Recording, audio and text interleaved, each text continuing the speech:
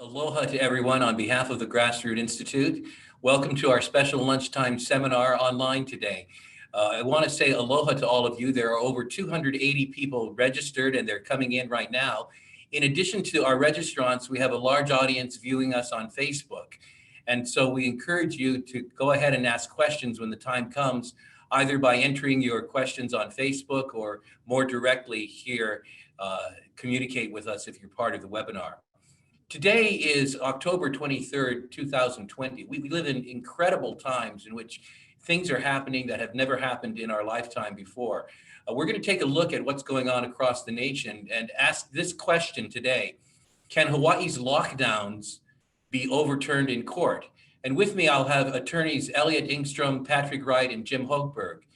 Basically, we all know that many groups nationwide have filed lawsuits against the coronavirus emergency orders declared by their governors.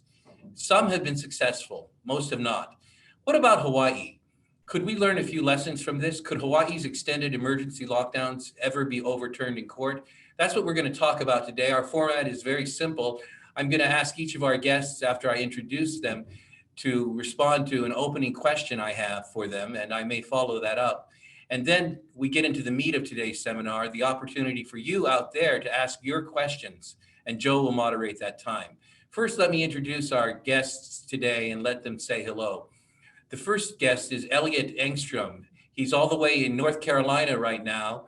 He's the legal director of American Juris Link, a legal network in Arizona that connects litigators across organizations.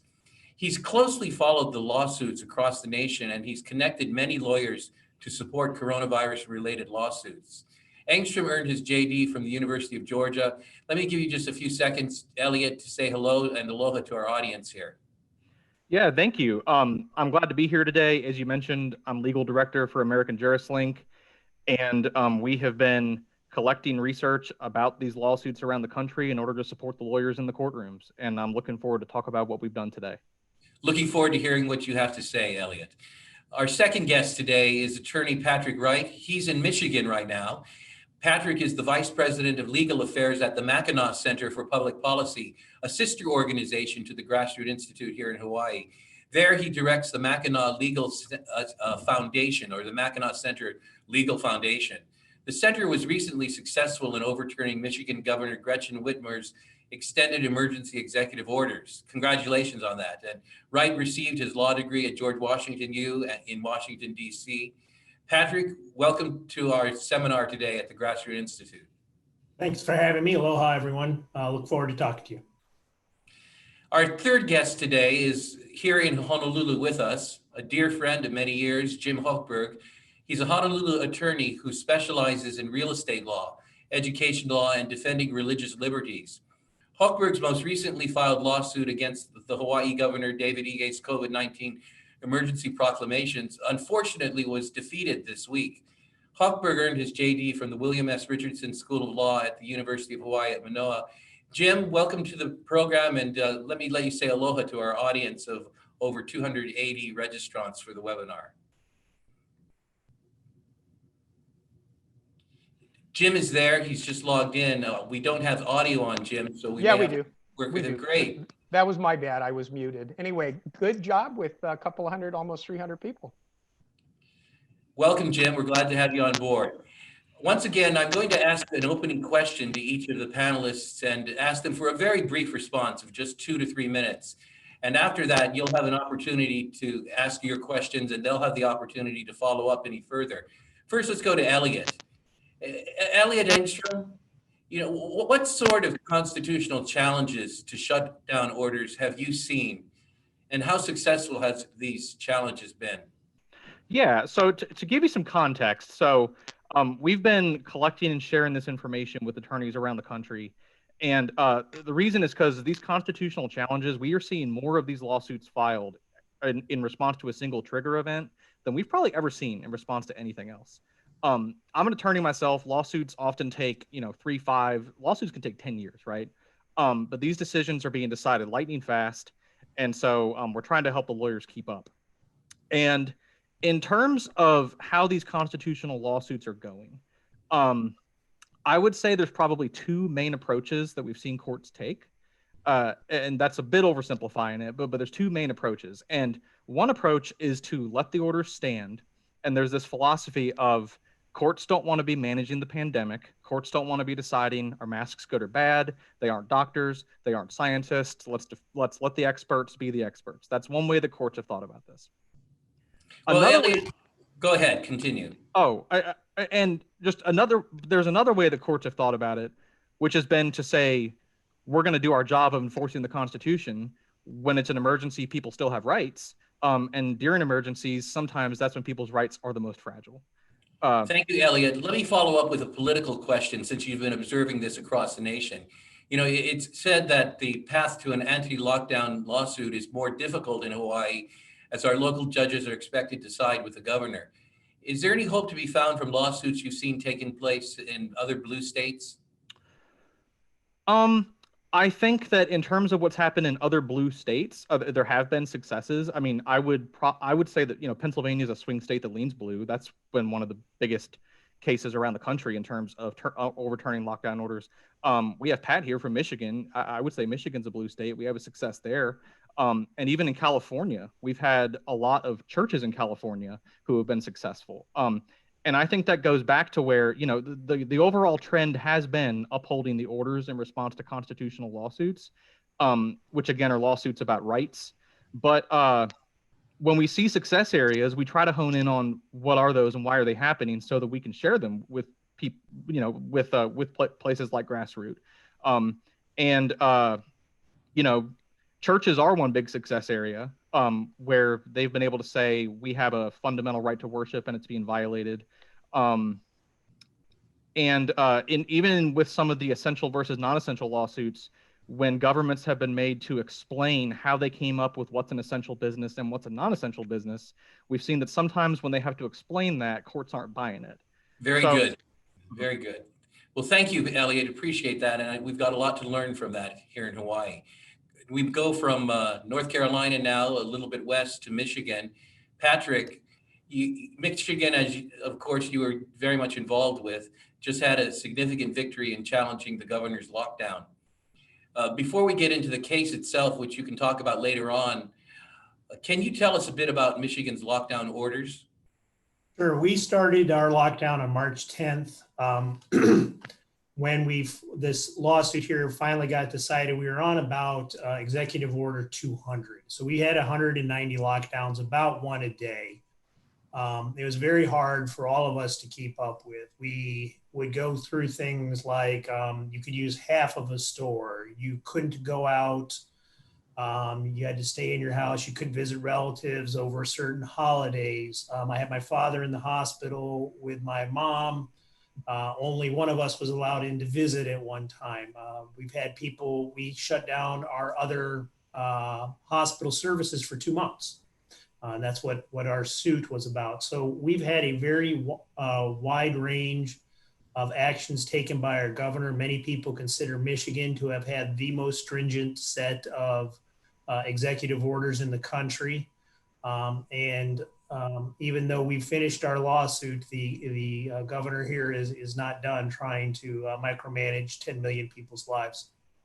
Patrick, what was the basis for your case briefly, and what really won it in court in terms of the judge's decision?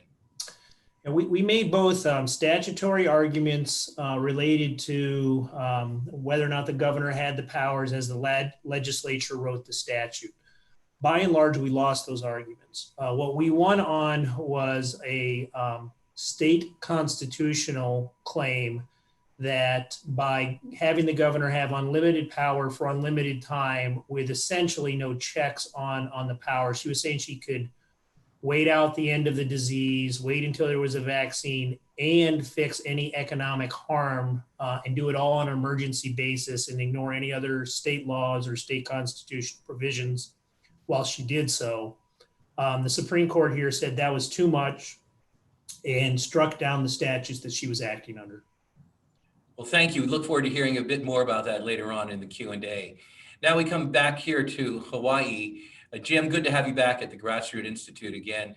You've been involved in 2 cases. The first one, I believe, was a federal case, Carmichael versus Ige, and it challenged the lockdowns on U.S. constitutional grounds. That was dismissed back in July, and most recently, Partal versus Ige in state court, challenging the lockdowns under state law.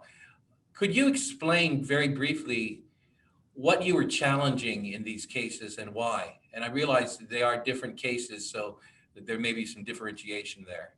Oh, they're completely different cases. If you're going to sue in federal court, you have to pretty much limit yourself to federal cause of action, or you get bounced out and all kinds of other stuff. So in the federal court case, and I did both of these cases with Harmeet Dillon as my pro hoc vice co-counsel from the Center for American Liberty.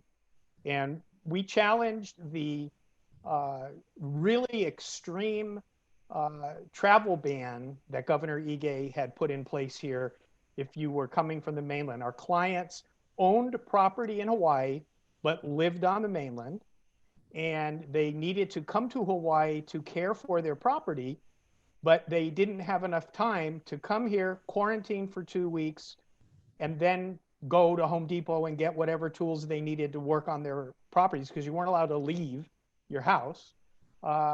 And so because there was no differentiation between people that needed to be quarantined and people who did not need to be quarantined, it was just a blanket.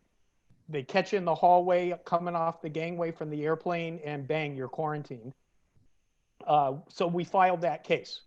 And the judge that we got, new district court judge, Jill Otake, took the South Bay Pentecostal Church opinion that Justice Roberts wrote at the U.S. Supreme Court, just his own little one-pager, and basically said the federal court shouldn't be second-guessing elected officials on these medical things. And so she hit us over the head with that and denied our request for a temporary restraining order. And we just agreed to dismiss the case. There wasn't enough of a record to do any kind of appeal. She was actually amazingly unfriendly in the way the judge was working with us in the case. And we just decided this is not a good judge to be messing with on a case like this.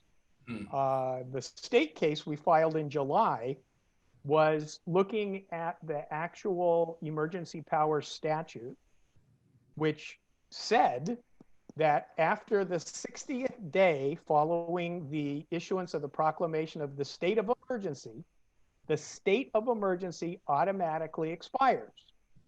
And since March 4th and May 3rd was 60 days, in July, the 60 days were long gone. And in July, the state legislature actually came back into session when our Carmichael hearing was coming up, and they were passing a travel ban bill to take care of the judge striking the travel ban that the governor had issued. And when the judge denied the restraining order in the Carmichael case, and the Senate had sent the bill to the House just dropped it. So they were able to, and they were going to legislate what would have been needed or whatever. And so they could have, but in the Partal case, the judge said because they did not go back into session to modify the 60-day, they must not have thought it was a problem. I mean, it's some of the most interesting litigation I've ever been involved in. I've been doing this for 36 years.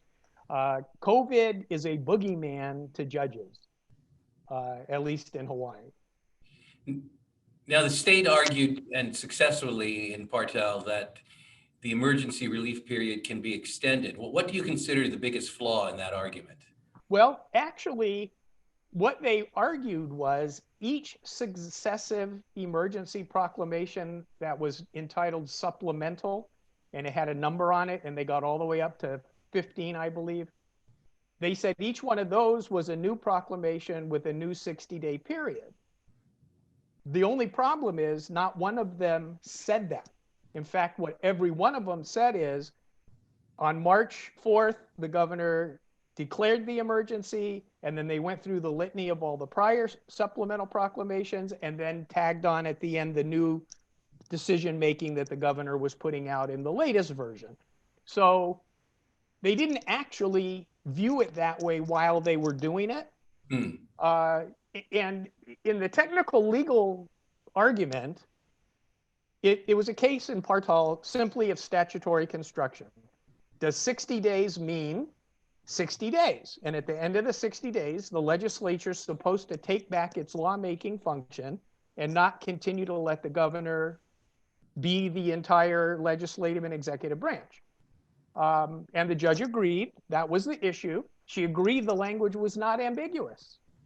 But because of the boogeyman of COVID, and of course the State of Hawaii Department of Health argued in both cases, the February 1st, 2020 medical understanding of COVID. Everybody's going to get it and everybody's going to die. And in Hawaii, we had the smallest number of cases, the smallest number of deaths, but they made it sound like we were upstate New York in the care homes. And their medical people put in declarations under oath, testimony of how bad it is everywhere, but not really here. Well, Jim, thank you very much for that explanation. There are some serious... Judge doesn't want to deal with it. Yeah, thanks for that explanation, Jim. There are some serious implications, obviously, in terms of the governor's continued use of emergency powers, and so we've not seen the end of it at all. I want to go straight to the question and answer period now and honor all of you who have tuned in, and we will moderate this, or Joe Kent, our Executive Vice President, will moderate the Q&A session, and feel free to ask whatever you like of these attorneys. We look forward to their responses. Joe, why don't you take it away?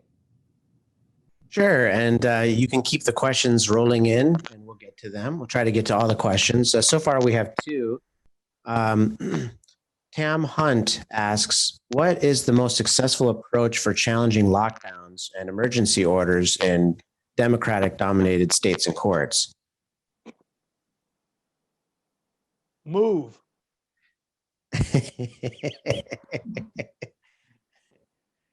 There's really not been a great victory in any state court that is a pure blue state, be it with their courts, with the legislature, with the governor.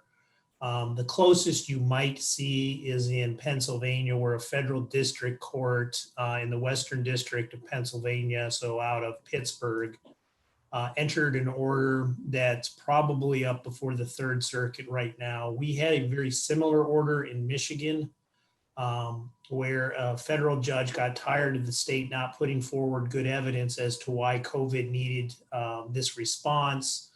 The judge opened up all of the gyms. It went to the Sixth Circuit. And for us, that's in Ohio, and in Cincinnati, Ohio. And the judges there, 2 Trump judges and 1 Bush judge, ate our district judge's lunch. They said, no, you can't do that. It's rational basis review. This is very similar. They looked at the Chief Justice Roberts order that essentially said, even with a fundamental right, we're going to defer to what the state legislatures have done. So there is some slim hope in federal courts if you don't trust your state court system. However, you're probably in a very difficult position in either court system. And if I could just weigh in on that, I would say one method of challenging these orders that has been a little more successful in some cases has been to make it not about constitutional rights, but just about, does the government even have the power to do what it's doing?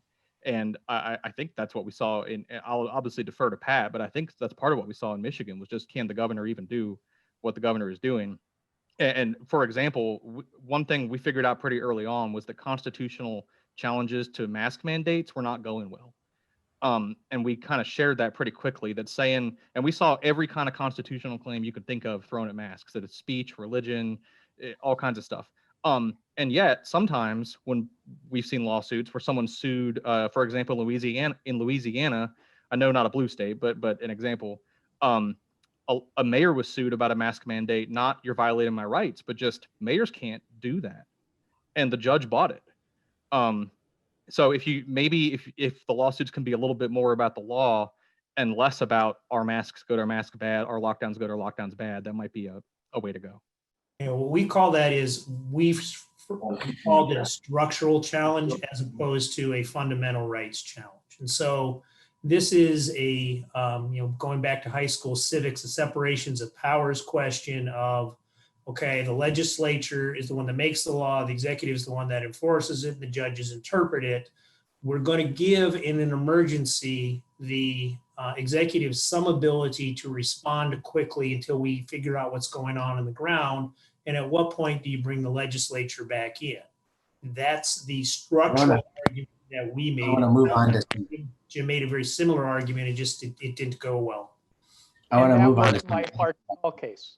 That was my Partal case in Kona. So a question for Jim. Francie asks, what was the bill ID that the legislators were trying to pass but ended up dropping? Was that the emergency powers measure during the special session? No, actually, because of COVID, session didn't continue from January to April and May. They stopped coming and they came back. So it was not a special session, but it was House Bill 2502. Oh, right, yeah. And that was the bill that they were doing the travel ban, testing requirements and all that kind of stuff in. Patrick, how is the Michigan governor trying to get around the decision? Jan asks. Yeah, I had a full 48 hours to bask in my victory before the governor started to undermine it. So it was amusing in that way. What has happened is that we, the court said that under one statute, when the emergency ends and the legislature doesn't renew the emergency, then it's over. And then under the second one was the statute that was found to be unconstitutional. What she's done is she's gone to other statutes. We have a health code, 698 pages of health code, and she's saying that there's ways to fight epidemics and those that give her some power. We have the Michigan Occupational Health and Safety Act. She's using that as another way. So she's not gotten everything back that she had before, but she's doing her best to maintain the control that she thinks is necessary in order to fight this. Someone asks, how can the federal government help us here in Hawaii since our government will not? Jim, do you want to take that one?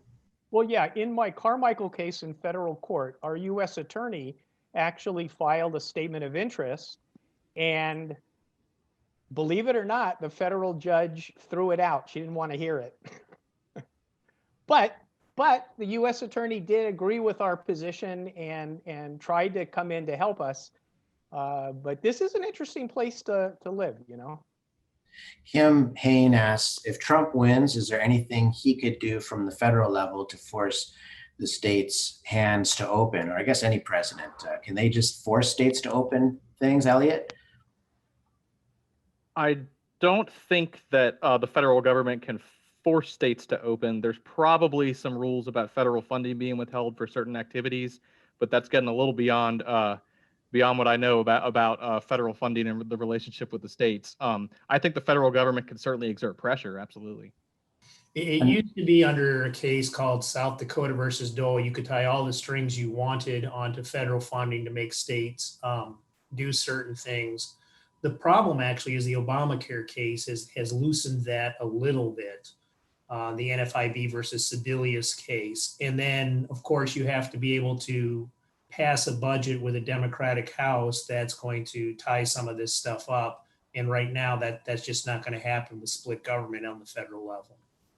And it's kind of interesting in the current presidential election discussion, the guys running for president have to discuss what they would do with a lockdown or not. And it's really not their responsibility. It's the governor's. Jim, Deborah asks, can the state legislature just rescind the emergency order privilege? Yeah, the legislature can come in, make it a different time period, put restrictions on it.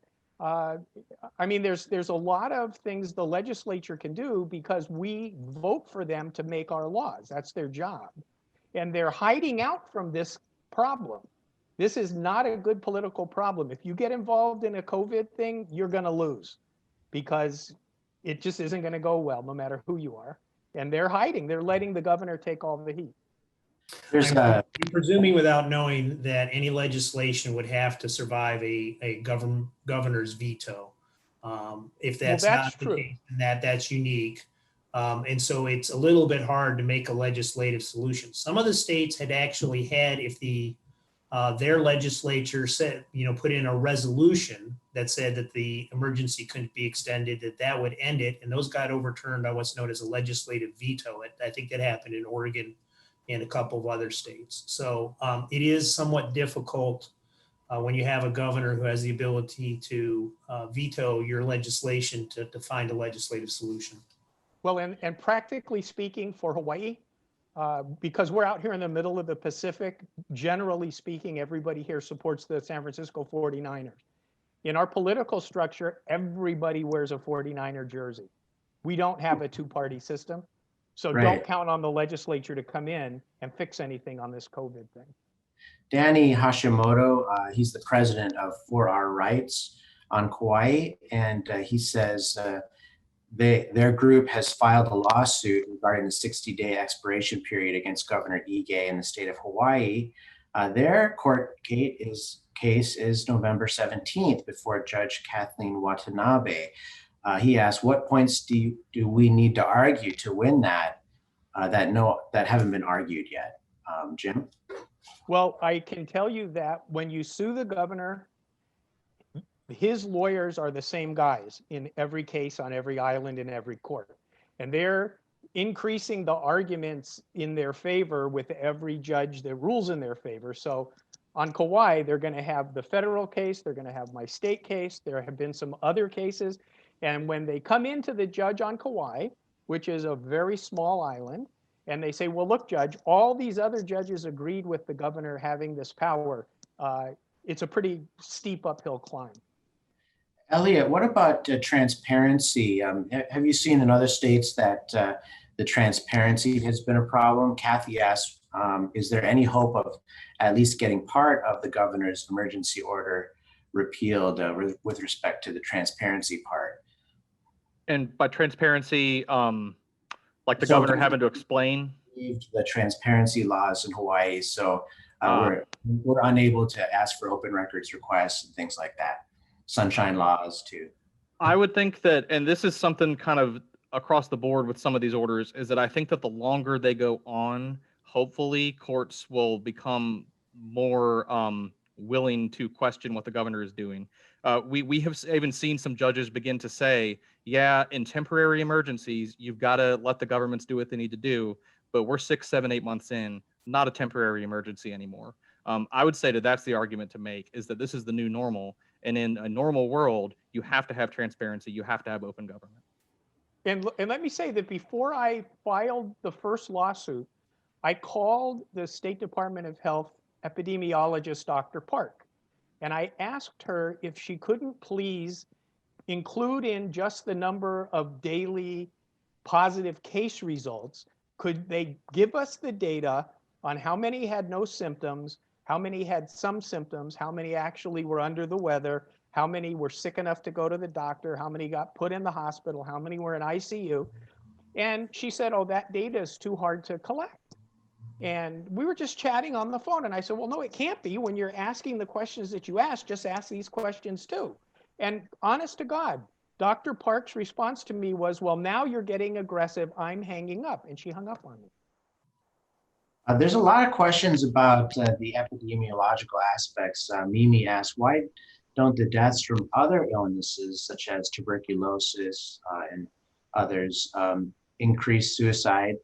The increase in drug use, increase in abuse, affect the governor to stop the shutdown. So she's trying to balance, the bad and the good and all of that. Patrick, do you have the response? I mean, that's one of the reasons we chose the plaintiffs we did. In our case, we had medical providers throughout the state of Michigan. So we had 3 separate health clinics in Michigan, and we were arguing that most of our COVID damage was occurring in the southeast portion of the state, and these places were being forced not to see cancer patients, diabetes patients, heart patients. There's 10 million people in Michigan. It's not as if their other health concerns just stopped, and for 2 months, nobody could go see their doctor. So we were trying to say we're balancing life against life in the hope that this would give us the best set of plaintiffs. Instead of saying we can't open up a t-shirt shop and versus people might die if the governor's orders aren't taken into place. But the question really hits on something that's difficult, and that is putting the epidemiology on trial. Nobody's really done a what we'll call a Scopes monkey trial of epidemiology yet, where they've taken the experts, they've run them through depositions, they've brought them to trial, and they've put them through their paces. Most of the courts are just accepting the epidemiologists and the governor's viewpoints that this is a high danger and that all of this stuff is required. It would be expensive and probably take a while to do it, but at some point somebody may have to file that kind of suit, to create a breakthrough for everybody else. I want to get to some other questions here. Thanks. So Peter asks, can the president require all citizens to wear masks? That's number one. And number two, I believe a governor could require their state citizens to wear masks. So basically, can the president or a state governor actually require everyone to wear masks? Let's see, Elliot, what do you think? Whether the president can require everyone to wear masks, I don't think so. As to governors, I think we could have an academic discussion about do governors' emergency powers go there or not. I have not seen a lot of success in lawsuits trying to challenge mask mandates. So in terms of can they do it? Well, they're doing it, and judges aren't stopping them. So that's what I would have to say about that. Part of this is the judges. I mean, in Hawaii's judges, Jim, maybe you can speak to this better, is Hawaii's judges aren't the same as the judges in Michigan or in Pennsylvania, and that's kind of the root of the problem, would you say? Well, some states elect judges, some counties elect judges. Our judges all come through a very tight-knit group of people. There's a judicial selection commission where the governor and the Bar Association, the Supreme Court, the Speaker of the House, President of the Senate appoint people to pick 5 names. They give the 5 names to the governor. The governor picks one, gives it to the state Senate, and then the Senate advises and consents. So in Hawaii, nobody's ever responsible for a bad judge because nobody knows who's on the Judicial Selection Commission. If you elected your judges, you would directly have some influence. We do not have that here. The other thing we don't have here is everybody wears a 49ers jersey, including the people that get picked by the Judicial Selection Commission to become judges. And so that's why my response is, if you're in a blue state, move. I do want to hit on one quick point, if you don't mind, Joe, and that is, right now we have a president that has largely let the federal system work and said each state's kind of responsible for its own response. In the presidential election, you saw that Joe Biden had indicated that he might try and take a more vibrant role in fighting COVID on the federal level. So we're really not sure what the full federal power is because President Trump hasn't tried to use it yet. If we do have a new president coming in, that may change. George asks an interesting question. He's basically, what is the criteria for ending things like the mask mandate and all of this? He says, how can we make these people tell us what is the evaluation, when it will be safe to go maskless in public, or is this just going to go on forever? And isn't that a breach of our rights?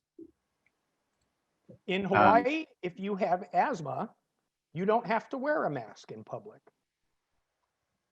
And if they ever had a trial over whether masks are good or bad, we'd know. And the mayor, I don't know. There seems to be no rhyme or reason to the new restrictions that are coming out. I can't make sense out of why this new one and why that old one's gone. And I don't know. There's a lot of questions that are about particular circumstances of certain people in the lockdown. This Doug says that he runs a military veteran outreach program and has been completely disadvantaged in his ability to serve his population because I guess they can't meet and all of that. Is there a good argument for the disparate impact on certain groups or maybe disabled folks in this, or is that really not, is that argument not really strong in this case? They make better clients. Yeah. Anyone, Elliot? Yeah, I do think having sympathetic clients matters. I also think that if you're talking about the impact of the orders, one thing we've seen, and I kind of alluded to this before, is that if you can tie it to some kind of really important constitutional right, that's the way to go.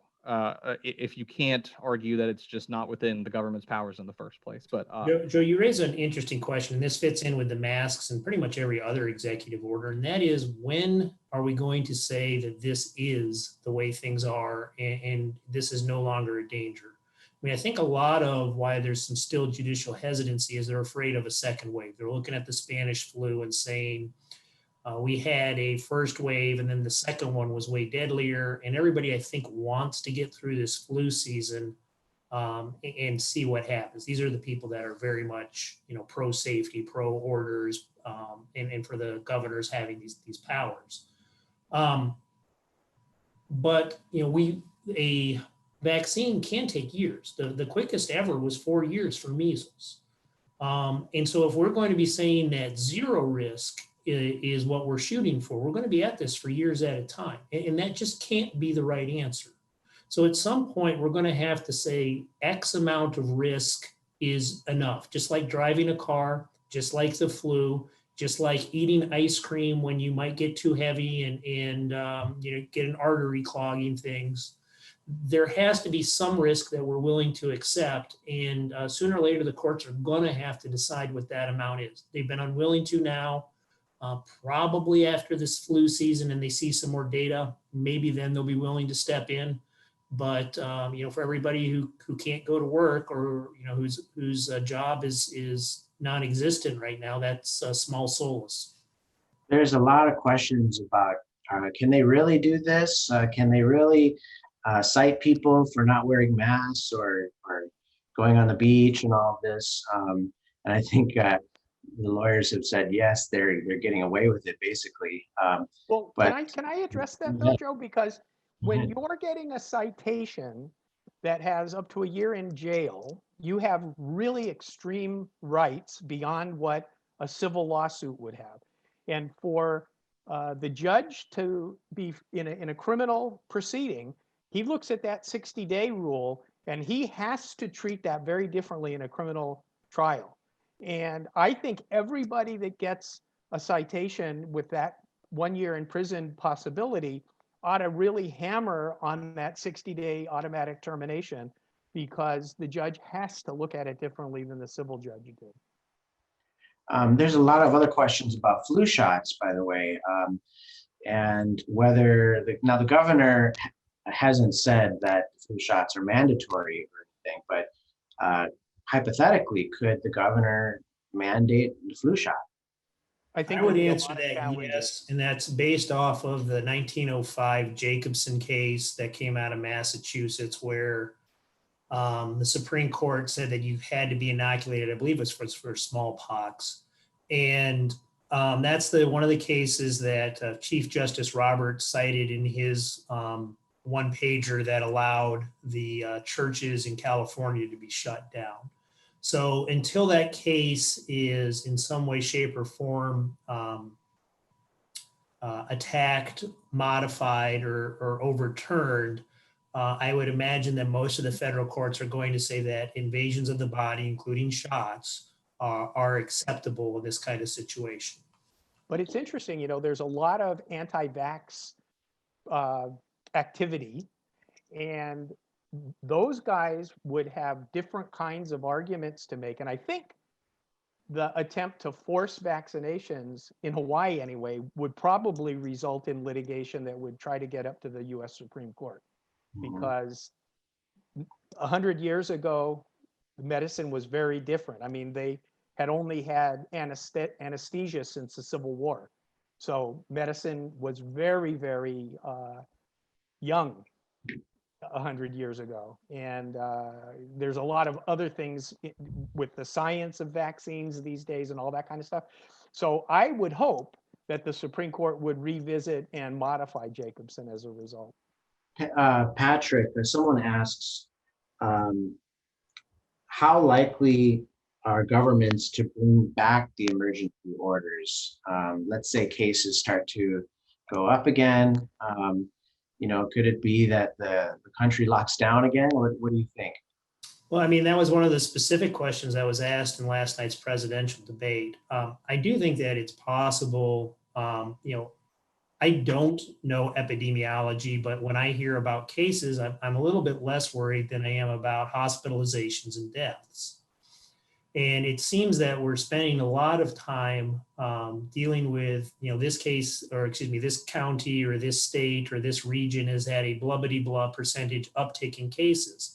Well, all that's fine and good, but we're worried about the real harmful effects of this stuff. We're not worried about somebody having light flu symptoms. We're worried about somebody being in a hospital and dying because they can't ventilate properly.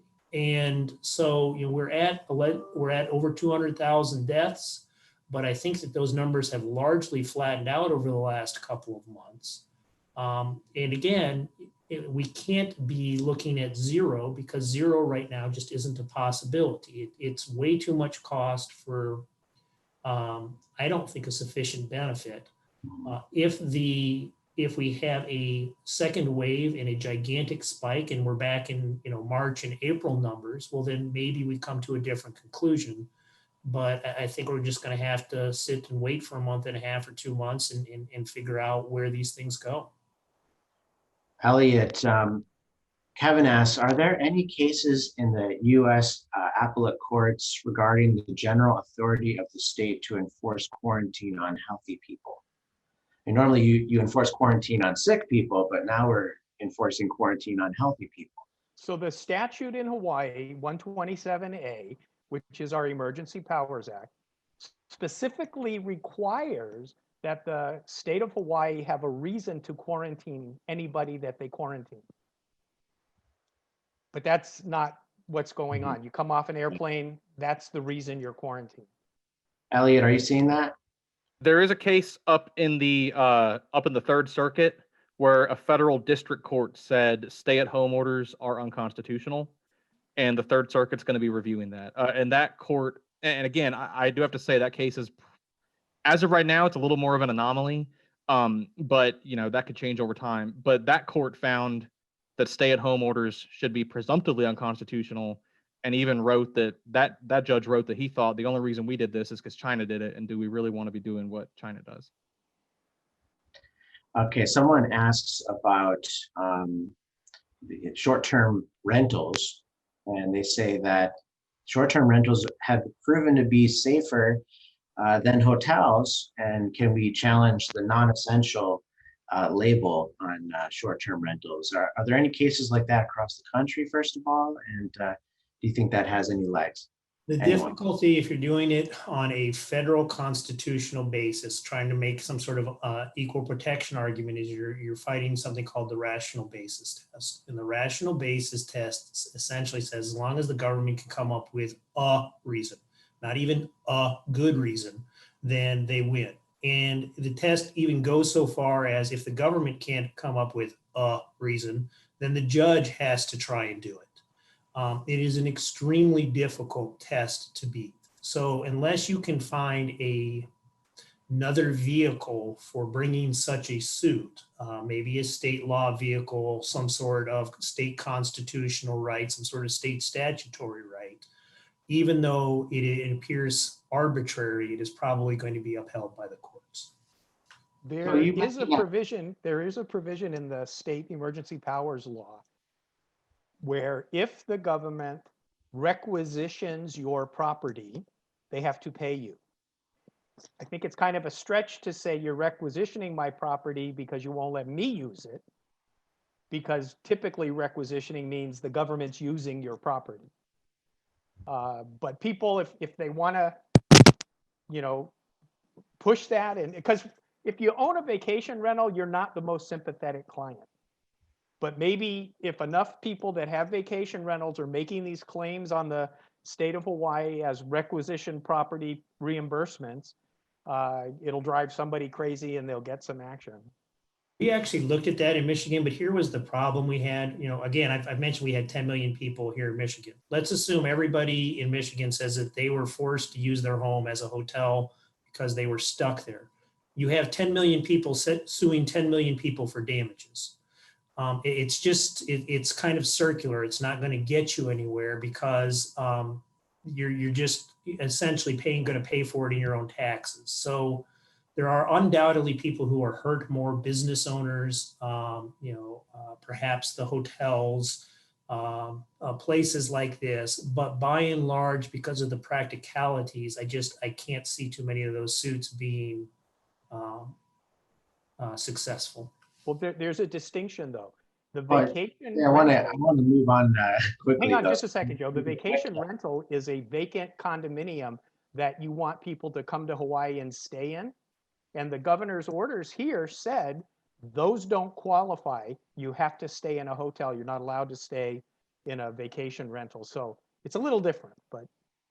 Well, I'm sure there's more to that ping pong match, but there's someone, LJ asks Jim, he says, that's not totally correct about the asthma sufferers in Hawaii. If an asthma sufferer wants to ride the public bus system in Hawaii without a mask, the bus says the sufferer must apply for and sign a written exemption by giving up their personal information, like a phone number, and giving up their private health information via a letter. So he just makes that point. Any response? That could be true. I don't ride the bus. I have asthma. I don't need to wear a mask because I'm specifically exempted.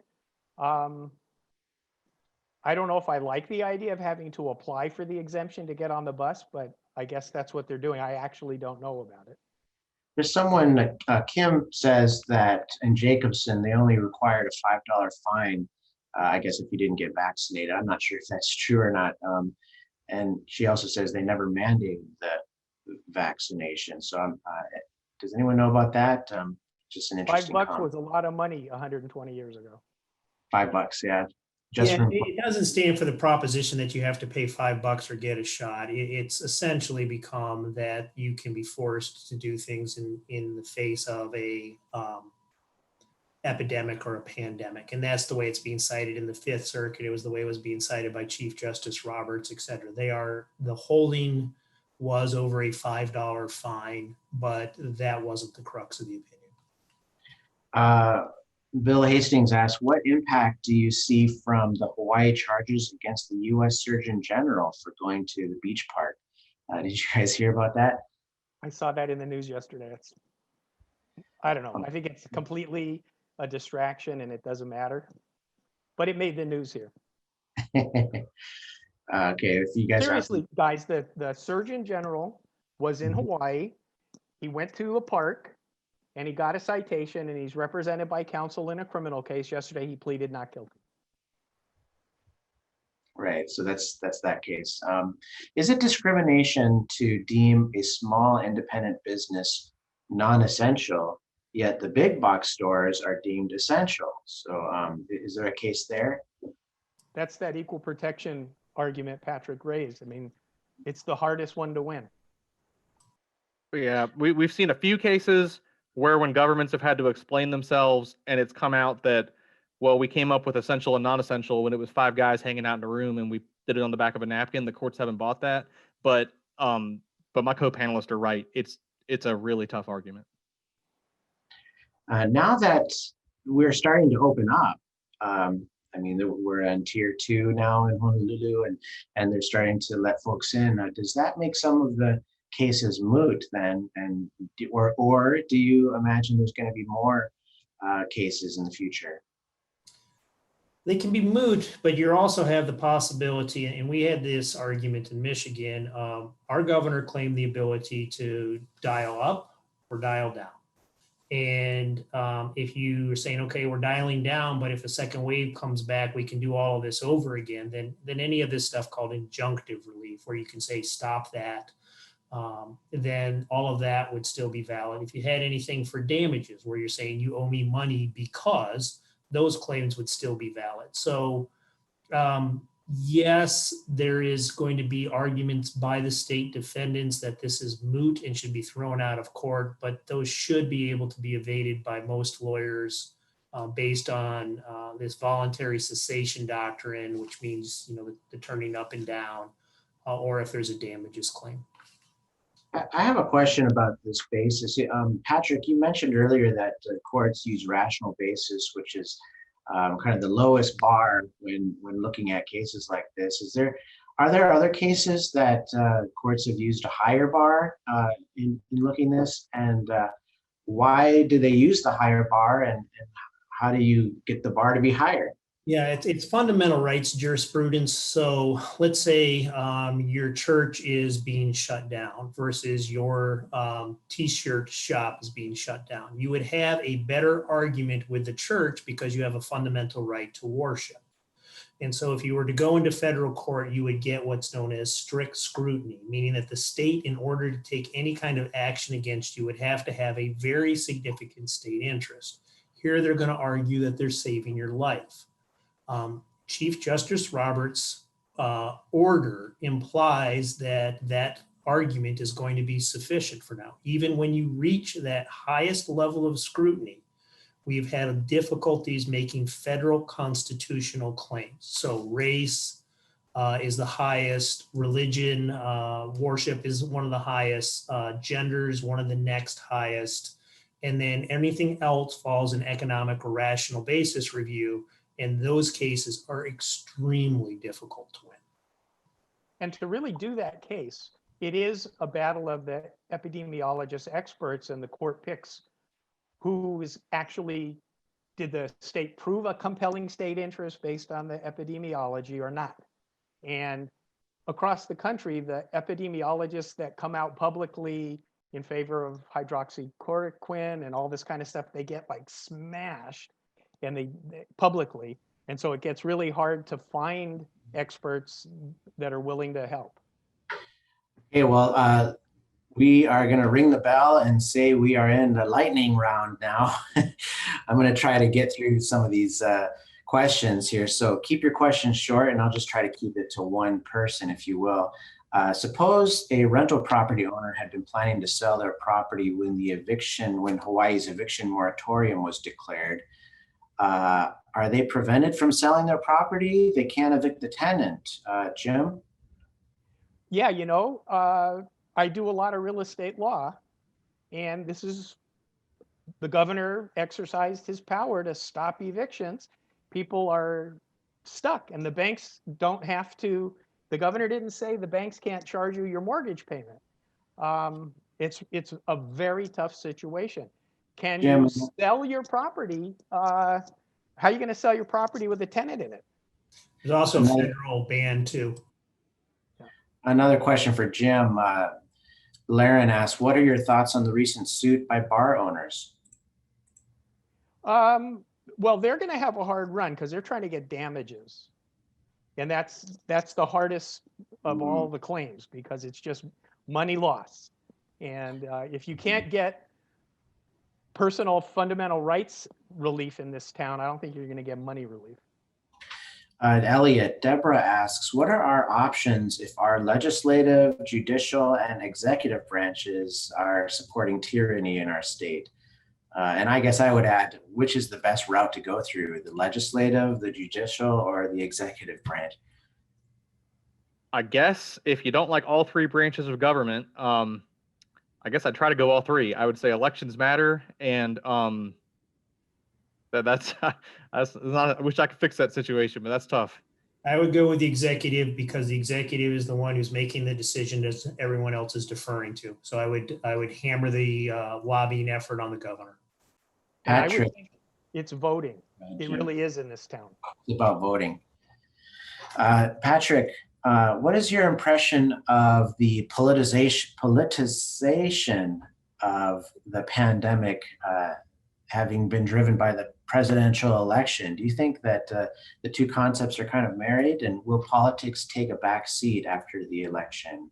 I certainly hope so. Here in Michigan, we were very, we've been our attempt has been to not discuss partisan politics, but the procedures and what's the best. We think that the separations of powers works best, that the legislature and the governor should all be doing this and all having input from all over our state to determine what's going on. We're in a horrible political partisan time. We'll see if after the election that lessens or not. I am not adverse to good science. I just want to make sure that the process is done right and that we don't end up in a situation where we have one person rule in the majority of our country for years at a time. That's untenable and can't continue. Okay. Do you feel that it's really a public health position that seems to be influencing the legal avenue of resolution, or is it more of a political one? I guess it's kind of similar type of question. It seems that the deck is stacked against challenging the governor's powers because of the liberal judges. This is Jude asks. Jim? I think it is, COVID is a boogeyman to the judges. And it's like if two people are in court for a temporary restraining order for fighting each other, and they both deny it, the judges are going to grant it anyway because he doesn't want to be the judge that said no, and then one of them ends up dead. It's kind of like that. One more question. There's lockdown orders at the county level too, and Laren asks, could a group bring a suit just against the mayor or a county? No, not in Hawaii, because one of the statutes in the emergency powers law that the governor has put in every single one of his proclamations is he's suspended the rights of the mayors to do anything without his approval. So they aren't doing anything on their own. I see. That's why they always have to ask him. I Yes. see. So, well, I'm going to bring in Kaylee here again. That was a great round of questioning and answering, and thanks so much for keeping it short. I apologize. There's over 50 questions that came in, and we didn't get to everyone. So I apologize about that. But Kaylee. Thank you, everyone, for being with us today. Especially thanks to Elliot Angstrom and Pat Wright and Jim Hofberg. You all did a great job. For our viewers who asked questions and weren't able to hear answers because we have so many, first, thank you for posing your questions. And if you'd like to follow through, just contact us at the Grassroots Institute. You can contact Joe Kent, and we'll be glad to either field the question to one of the panelists today or have some of our staff respond to you and discuss it. But on behalf of the Grassroots Institute, I want to thank everyone for being here today at this very important conversation. It will be online, so you can watch it. Just go to grassrootsinstitute.org and you can review everything that took place today. Again, thanks to the panelists and to our guests and to Joe Kent for moderating the questions. Much aloha.